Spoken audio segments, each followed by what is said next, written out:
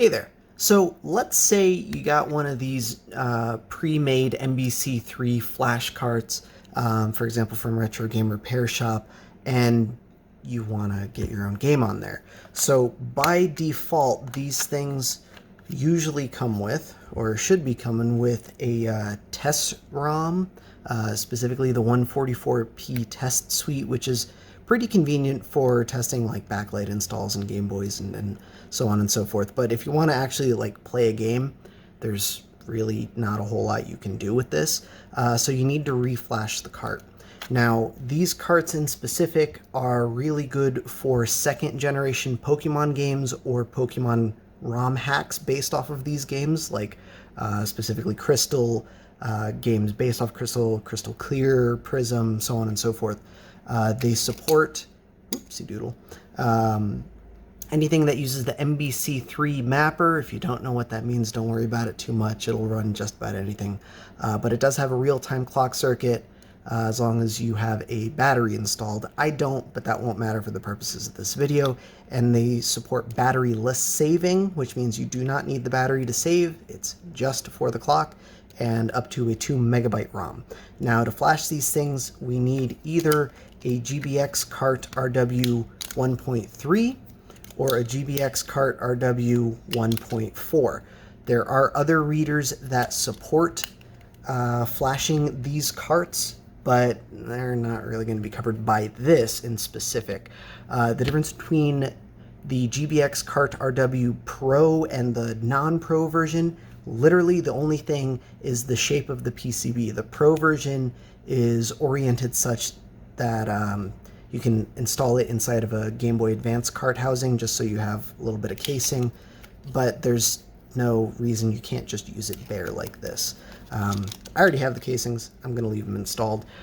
In this particular case, the difference between the 1.3 and the 1.4 versions is the 1.4 version uses a faster chip on it that allows it to read and write games a little bit faster, and it has a few extra features like this button that allows you to hot swap carts without having to replug the reader.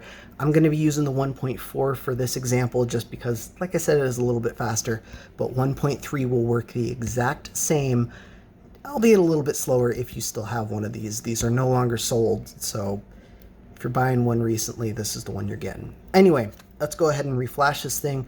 Process is you got to plug it into your reader first, then go ahead and plug your reader into your computer with a USB-C cable, USB Type-C. Some of the older readers, I don't know if the Pro one actually supports this, I don't remember. If you have an older GBX cart, it might use a micro USB or even a mini. If you have one that uses a mini USB, these carts aren't supported by the software we're going to be using, but I believe it'll still support these flash carts. But either way, out of the scope of this guide, let's go ahead and switch over to the computer here. So if you take a look at the Retro Game Repair Shop website, which if you're watching this video, that's likely where you got one of these things, especially if you have that cart. There isn't a whole lot of info here, but go ahead and follow the link to the Inside Gadgets page where these things are originally listed, and scroll on down to the description, and you see right up at the top that the FlashGBX software is what you want to use with the cart software. You can also go into the download tab, and you can get the Inside Gadgets specific software, either the GUI or the console interface. For flashing the cart itself, you'd need the flasher version, but trust me, FlashGBX is the one you want. It's going to be easier, it's going to be quicker, and it's better supported on the 1.4 version of the hardware. So go here, it'll bring you right to the download, but if you want to check out Lesser Kuma's page here, it's just github.com, Lesser Kuma, FlashGBX. Go ahead and download the latest version, which is 3.5. Once you get that installed, pop it open. Mine's telling me a new version has released because I'm on 3.4. Doesn't matter, it's all the same. I just haven't updated yet because of who I am as a person. But let me go ahead. I'm going to bring that window down a little bit, And bring this over here so I can crop and zoom in a little bit easier. We have our GBX already plugged in, so you can see down here on the bottom of the software it's detecting my hardware already. If I was using the 1.3 version, go ahead and swap that out real quick.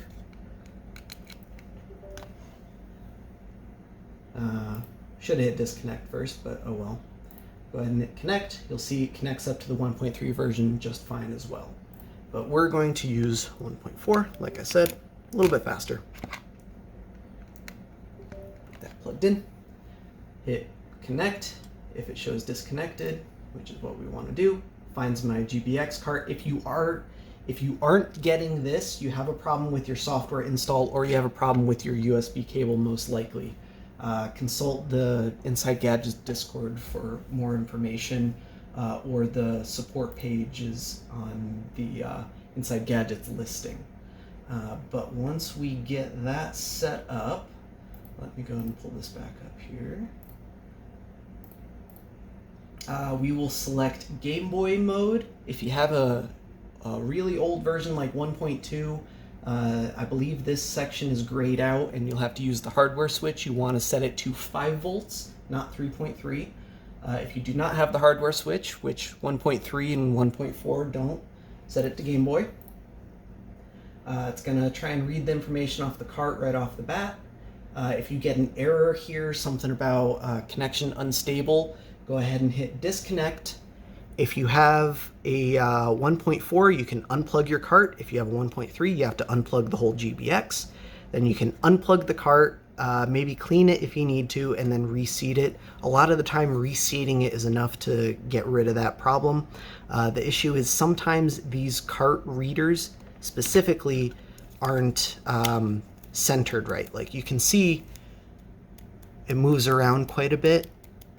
And these cart readers are a little bit more sensitive than a Game Boy, and the Game Boy itself has that additional housing to make sure that the cart reader, or the cart, is nice and centered in there. GBX doesn't have that, so sometimes it needs a little bit of help getting it lined up. But I didn't get the error, so we're good so far. Go ahead and hit Detect Flash Cart. That's going to run through a few checks. This is what we want to see. ROM size 2 megabyte.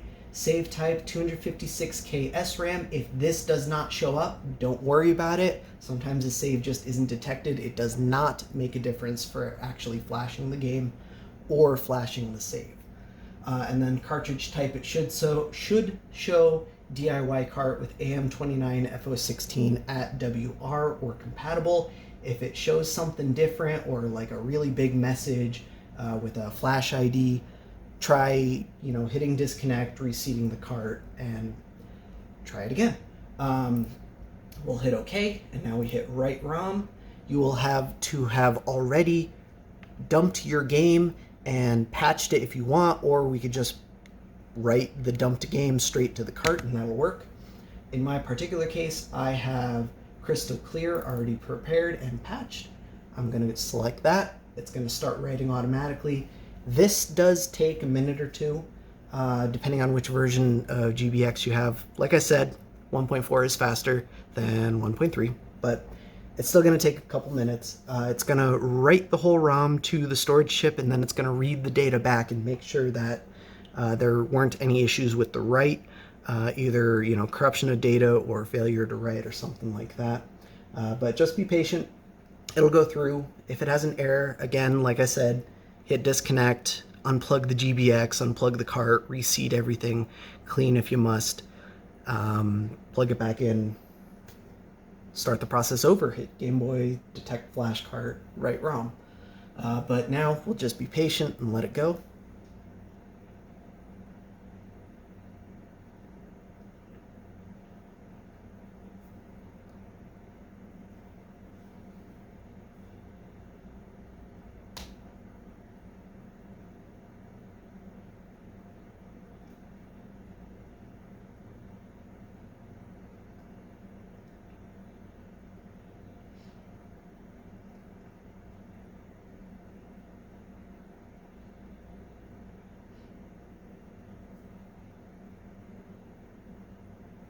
All right, and as this finishes writing, you're going to see that progress bar go back and start again from the beginning.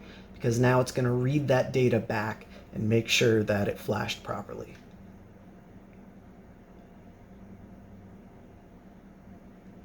Does make the process take a little bit longer, but it's great for that extra peace of mind. And there you go, it's all done. If you want, you can hit read info on the cart, but it should have already done that when it did the verify. So you can see over here on the left, now it shows up as PM Crystal Byte, which is the game title code for the Crystal Clear game that I just flashed. The real-time clock shows a value of over 1,000 days. Don't worry about that too much. The real-time clock detection isn't accurate on carts that don't exactly have batteries in them. The registers tend to get a little bit wonky, but otherwise it should show you a relatively accurate time since depending on which ROM you might have or might not have already flashed to your cart. If it shows you unavailable, it's probably because you're using a version 1.3 cart, which cannot read the real-time clock register directly. Only the 1.4 GBX can. If it shows you some sort of error value, try running the game, make sure it's actually working in the game first, because sometimes the clock has to be initialized in the game before it'll show up. But otherwise, everything is showing up exactly as expected. It's working exactly as I'd expect. Now from here, you can also write the save data if you already have the save data. You just click Write Save Data, and you can restore from the save data file. If you have one, in this particular case, I don't have one for Crystal Clear, but I know that there's already saved data on this cart, so to avoid getting an error when I start it up, because the save data is not for Crystal Clear, I'm going to go ahead and hit Erase Cartridge Save Data. We'll also, it doesn't matter too much because this is the RTC value is going to be overwritten when we start a new game anyway. So I'm just going to leave that as default and done. Now from here, we can either use the disconnect button, or since I have my physical button on 1.4, you can hit disconnect. The green light here on the 1.4 version means that everything is all good. But once we hit that, both those lights will turn off and we can unplug this. If you have the 1.3 version of GBX, you have to unplug the GBX first before you can unplug the cart. This version does not support hot swapping, and it can cause issues with the data on the cart. From here, go ahead and close out its software, or leave it open if you want to use it later. Doesn't matter too much, but we won't be doing anything on the software now. Plug that into the Game Boy, boot it up, and now we have Crystal Clear.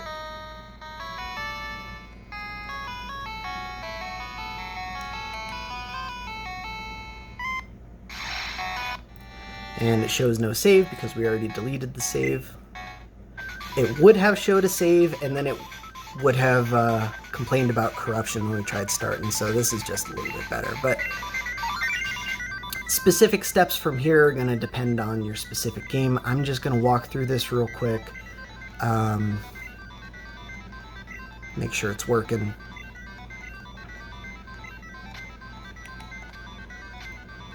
Oops. Gotta go here. I forget you can't just hit A through everything. I'll be M.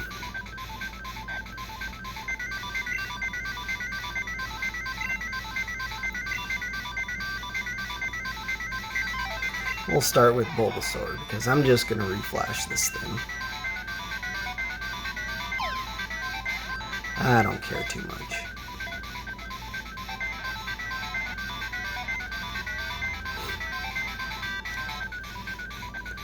Now, here's where we'll set the time. I'm not going to be too specific about setting the correct time because I don't have a battery in this cart, which means as soon as I turn the game off, the time's going to desync anyway. But I am going to set it to 10 o'clock exactly, and we'll just pretend today is Sunday. Forgive the jump cut there. I neglected to make sure there was enough free space on my phone, so I sat there rambling for a few minutes while it stopped recording. Anyway, go through the long intro. Shockslayer lets you know that you could have skipped that text if you didn't care about it. But it's irrelevant because that doesn't pertain to every single game that you'll flash. That only matters for Crystal Clear specifically. But we don't want to give him a nickname. I'm just going to walk over here. We're going to set the text speed to fast because I hate the slow text. We're going to save the game. And then we're going to do a soft reset by holding A, B, start, and select. That is a per game thing, not a universal thing, but it does work on this game. Go through the menu.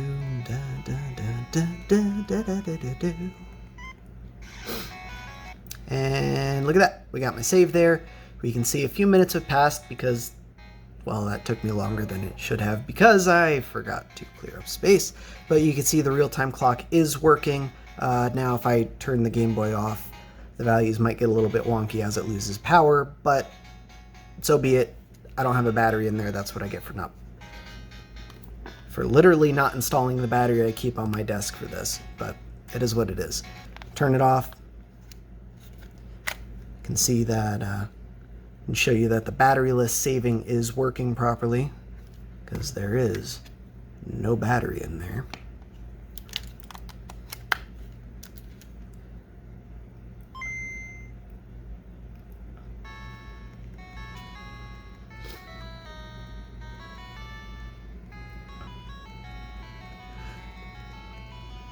There's a quick start feature. I forgot to enable it.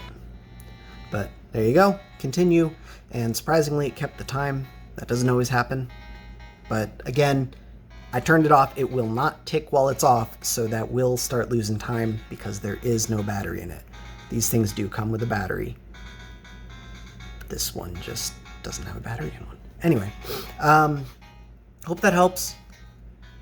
It's pretty straightforward to flash these things if you know what's going on. If you don't, then, you know, you need a little bit of a tutorial, and I hope this was helpful for that. Otherwise, if you have any questions, feel free to hit me up in the comments. I'll try and help you out. Otherwise, feel free to ask for support on the product you purchased. And I'll catch you all next time.